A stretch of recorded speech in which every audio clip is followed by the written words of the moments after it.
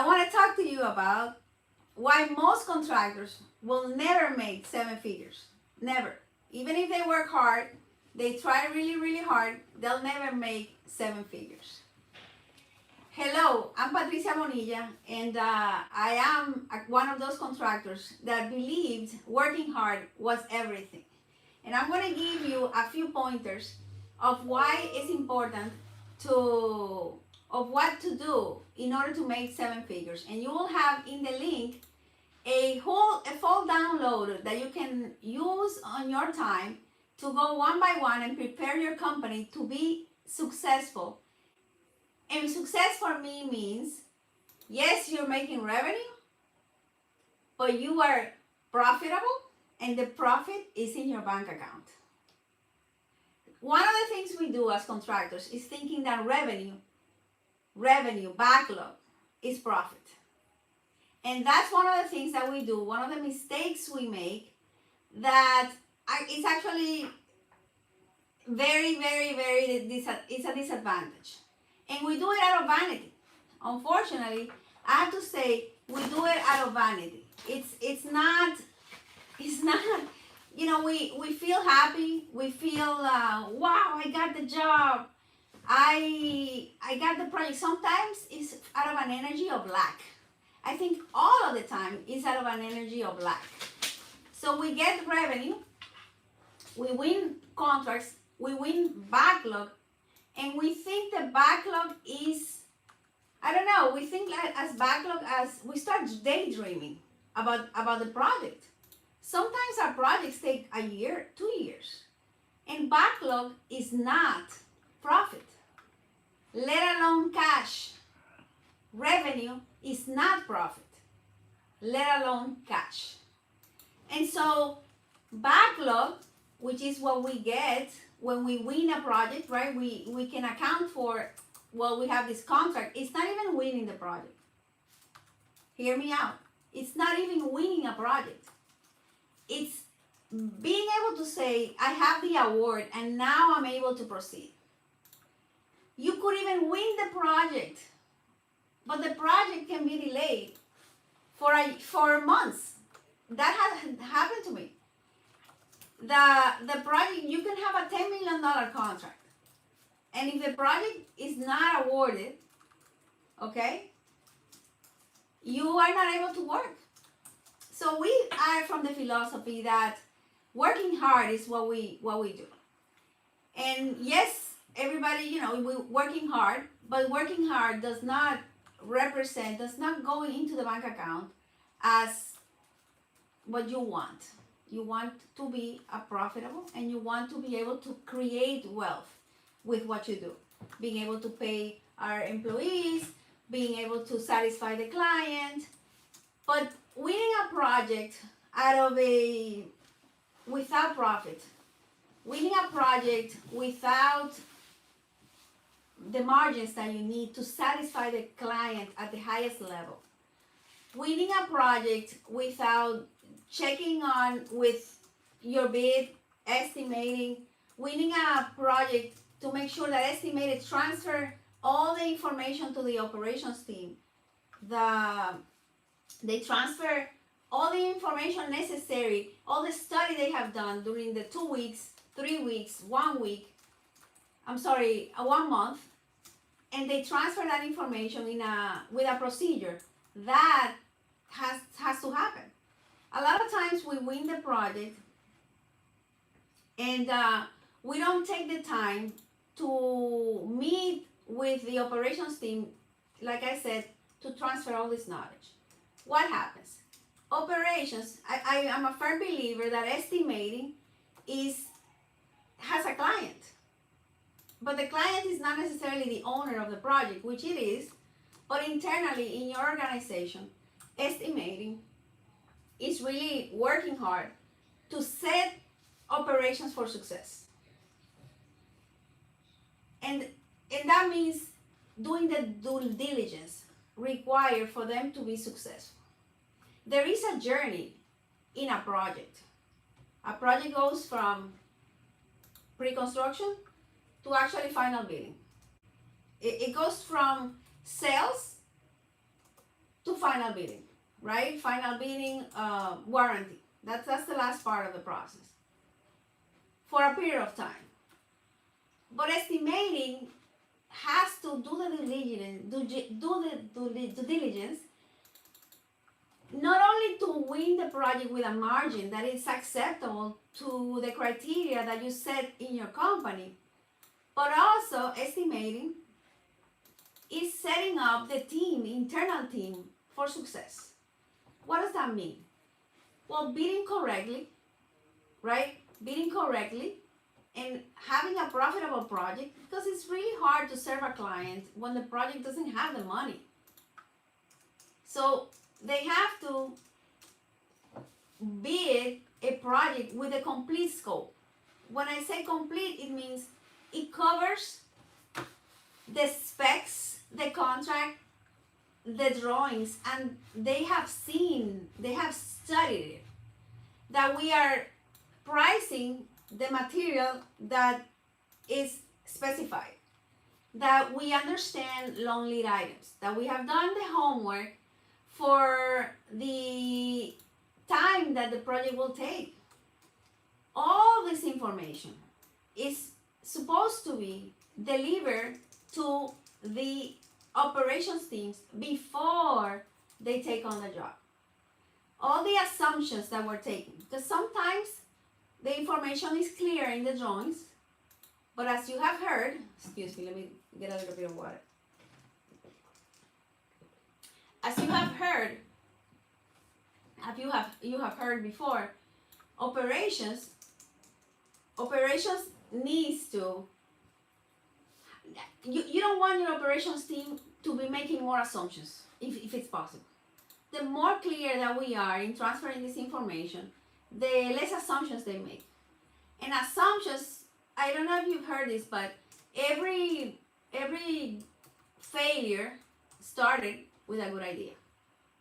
So when we have an idea and we make assumptions and they're not documented or evaluated, it can turn into a problem. I've been part of several projects. I want to make sure this point of revenue is not profit, it's accounted for. And if you look at if you go online and you search the success rate of a construction company, you're gonna see that only 4% of companies succeed in 10 years. That doesn't mean that they are being profitable. It doesn't mean that.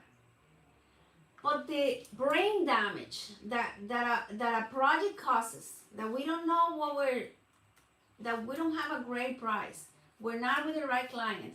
There's so many things that can happen wrong in your not only you have brain damage, but also your team. So you really want to understand what to do to get revenue, and revenue is not backlog. You want to get the backlog, and you also want to get the revenue. The revenue is when you get the work done, right? And you can prove that the work was done with an invoice in the time that is necessary.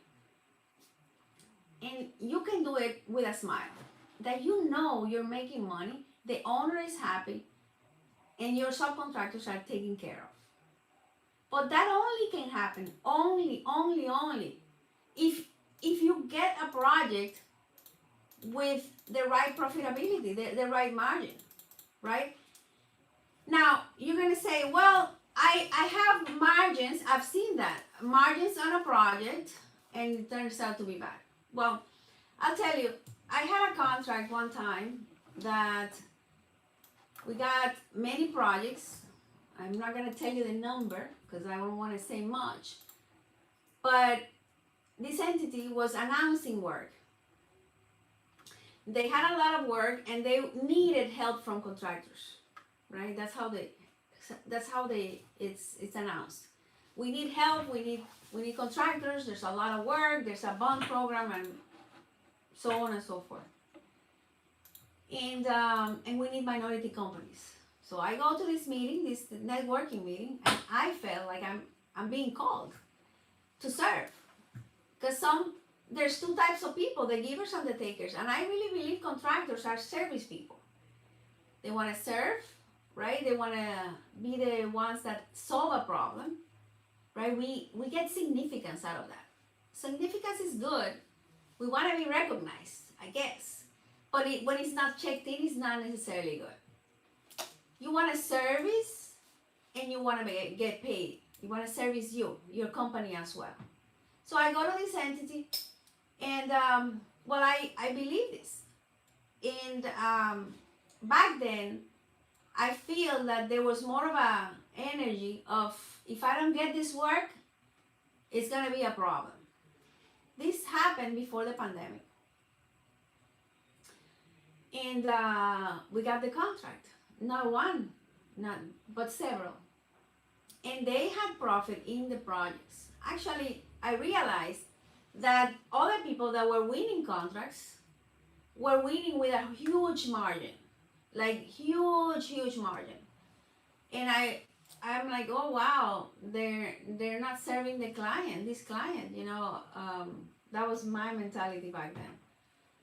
We get the project, and it turns out that even though it had profit, the requirements to serve this client, the brain damage that we had to go through to get paid, and I mean brain damage. There's no money in the world that justifies that kind of cost. There's no profit that is going to justify it. There's another thing that this client had that I did not know about. Not only about their payment philosophy, which is always important that you find out. What's their payment philosophy? But it's also another one very important. I'm going to take a little bit of water. The other one that is very, very important is their philosophy around solving problems and making decisions. I mean, when I tell you this client, it's known to wait a year, 2 years to make a decision and more.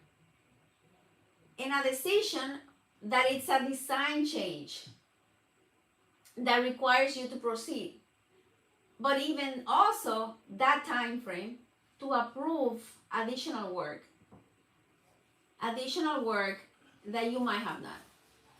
So here's the other thing that will make a contractor not get to 7 figures.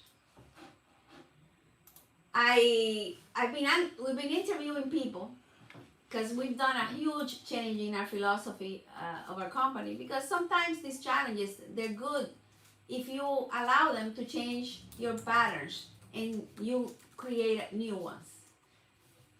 This philosophy around change orders. We've been interviewing people because we believe that we're going to be growing tremendously. And I've been asking with curiosity questions that I never even thought about asking. One of the questions I asked is to actually see the experience these people have. I asked them, what's the philosophy that you have around change orders? And based on the question, you can figure out if the person, the superintendent, the project manager, will be able to follow through with your philosophy. So the second point I want to make that makes you fail for sure is doing change order work without an approval. And guess what? When we contractors are so good at that, I don't understand why is it that we don't know how to say no. I do not understand why is it that we don't follow the contract. I just don't get it. Maybe we avoid a crucial conversation, or maybe we feel so intimidated in the field by the client that we cannot say, I'm not doing one change order work without an approval. I think at some level it feels like we don't know, we're gonna stop the project. At some level, I think it's arrogance. When I have done that, I believe it's arrogant, because I'm opting not to look at the contract. You know, it's true, the contract has pages and pages and pages and pages. and I am disregarding what the contract has in place to protect me, which means it says don't do any change order work without the approval of this person, this person, this person. They give you the procedure that we have to follow. I really believe at some level, us contractors are arrogant. We don't follow the approval process for a change order. What do? Some person gets in the project and please do this work for me. I'll pay you. I'll pay you. I promise you. Do you think are you saying that I'm not gonna pay you? All this kind of stuff. But the person might have the intention to do that. I'm not doubting it. I mean, I was in the government too for 3 years. But they don't have the power.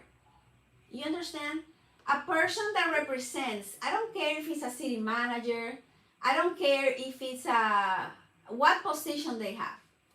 The person or the entity or the group that approves additional project money on a project, it's a whole group of people that are public servants. They're not the person that you're talking to daily.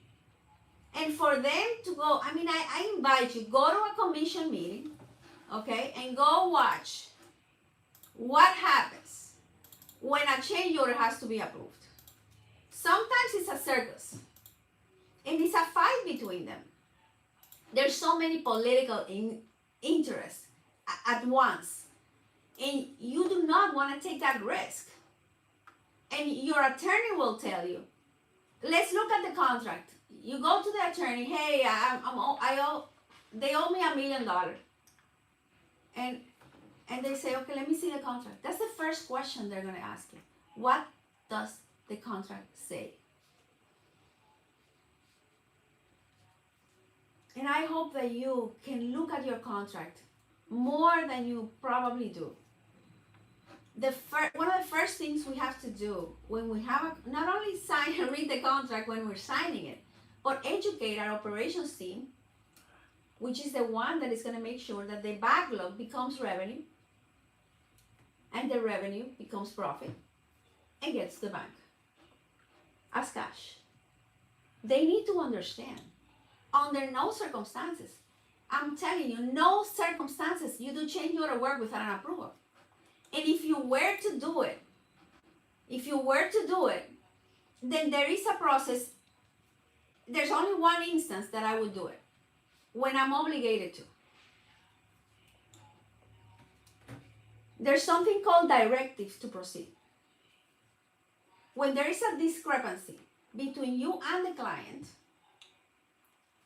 they have to give you a directive to proceed in writing, following the contract. Not a little email, a formal directive to proceed. And I would even confirm with your attorney.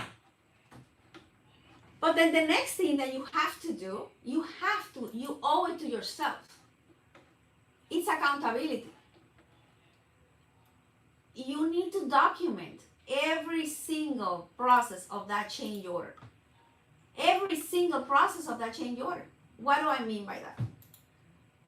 You need to document what happens in the field when you are proceeding with a change order. Documenting means letting the client know, listen, and you don't have to do this with anger. You do it with a lot of respect, but it's integral to you, with integrity, which integrity means the truth, but honoring you, loving you, and the client too. The more clarity there is in the interaction of this relationship, the better off we're gonna be. You can do it in an energy of love. Yes, it's possible to disagree with another human in an energy of love. It is possible. You don't need to let that thing change who you are. So you want to make sure that you document the cost of the change properly every single day. So when it's time for you to have a conversation, when the project is done, another conversation, because you're not letting go, you're doing it, and then you tell them, listen, I understand that you want me to proceed based on your documentation on this letter that I received. You want me to continue with the work, and I get it. You understand that it's the best interest of the project, and right now you're not agreeing with me. Maybe you don't have the money, maybe you don't have the commitment, but if we continue, if we don't make a decision is better than no decision, for sure. We all will lose more money. I get it. Now, I want to let you know that in this process, I need to document this as a time and material change order. Sometimes they ask you, proceed on a time and material basis, because maybe we're too far away on the cost, whatever it is. Documentation, it's always the answer. You document and you get them to sign off the hours, the material, and the invoices that you have. And you keep that track of that documentation. But you know what? Most contractors don't have the systems and the organization, administratively speaking, to keep track of all this cost. I don't know. Sometimes they're really, really good in the field, but they let go of the documentation. Unfortunately, the documentation is what gets you paid. Every paper that you don't document, you don't keep track of, you're telling yourself that you don't honor your work. I mean, let that sink inside of you. This is your life. It's your family's life. The work that you do with your body. Sweat and tears in the field. And you are telling you, I choose not to honor who I am.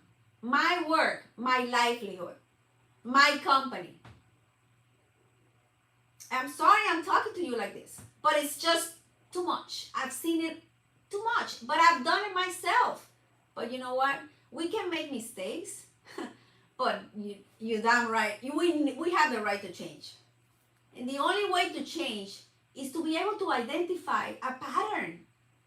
And it's a pattern in the industry. If you don't believe me, Google it. But the thing is that we don't do what we know, right? We follow our emotions. And you're going to say, well, I'm not emotional. I'm sorry. But we all are. Because more than our decisions are ruled by our emotions. 80% of our decisions are ruled by our emotions. Negative or positive.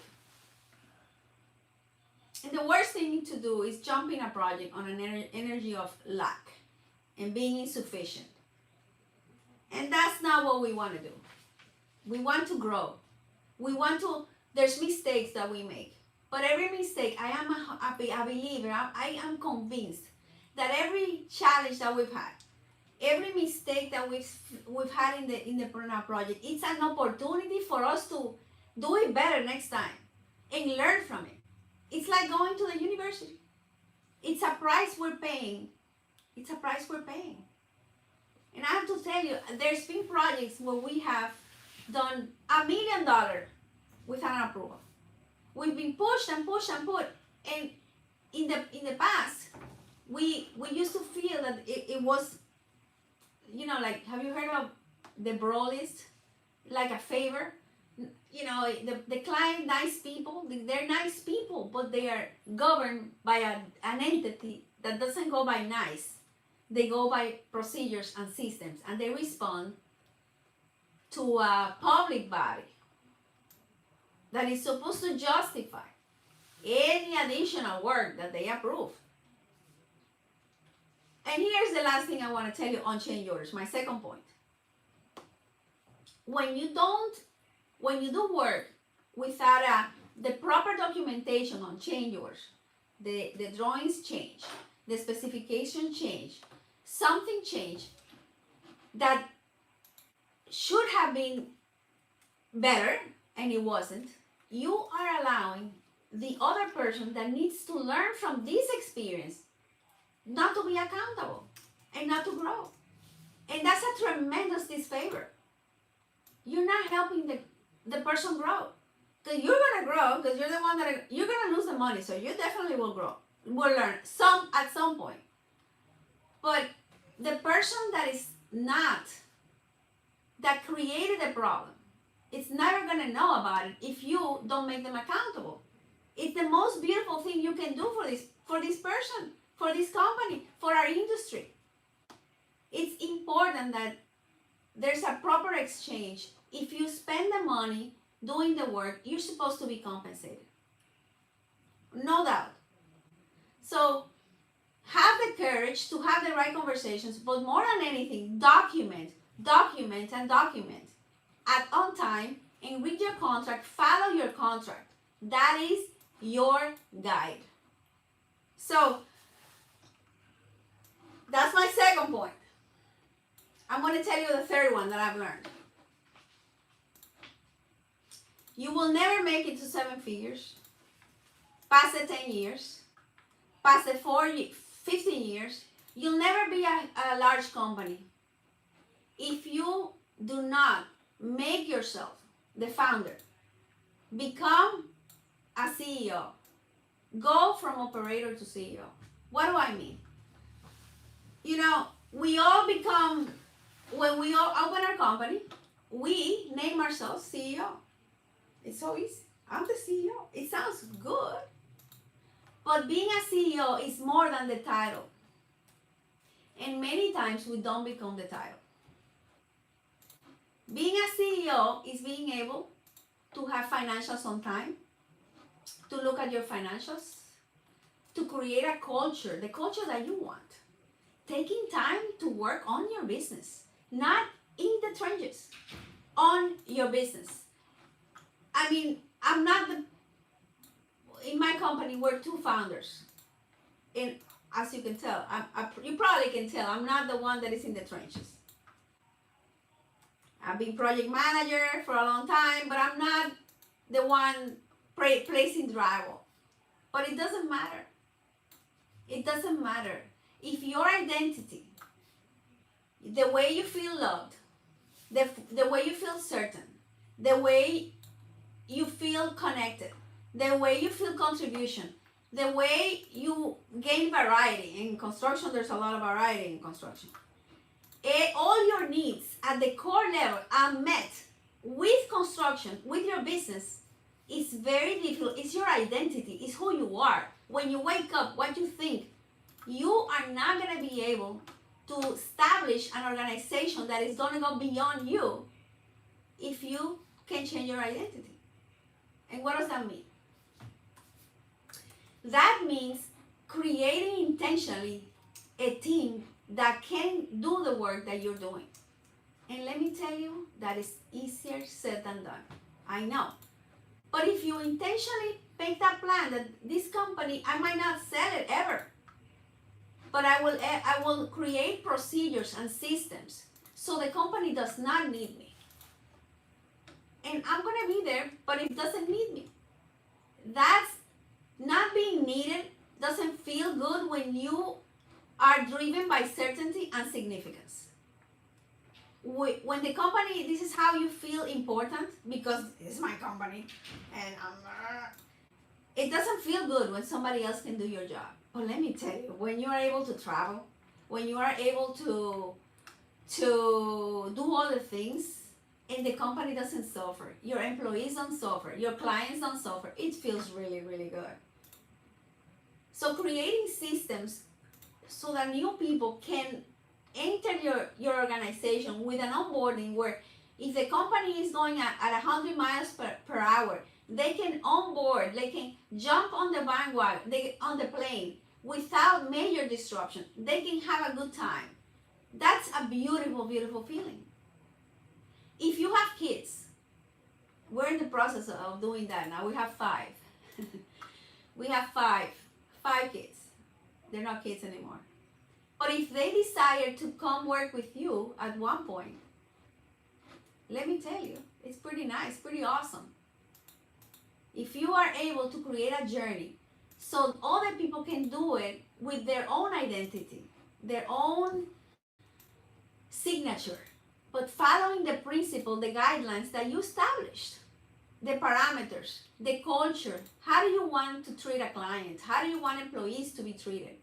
If you design that intentionally, how do you want people in your company to interact? If you design that intentionally, I guarantee you, everyone in your company will have more fun. Everyone in your company will make more money. You will have less people to do more. Your revenue per employee will increase. And you will have less stress in your business. I'm sure you'll have more money, and I am sure your bank account will be filled with cash. But more than anything, your ability to contribute and leave a legacy is going to increment substantially. So with this video, I leave you. May you be blessed, may you be guided, and may you start making the best decisions for your company and honoring the work you do all the time. You're amazing.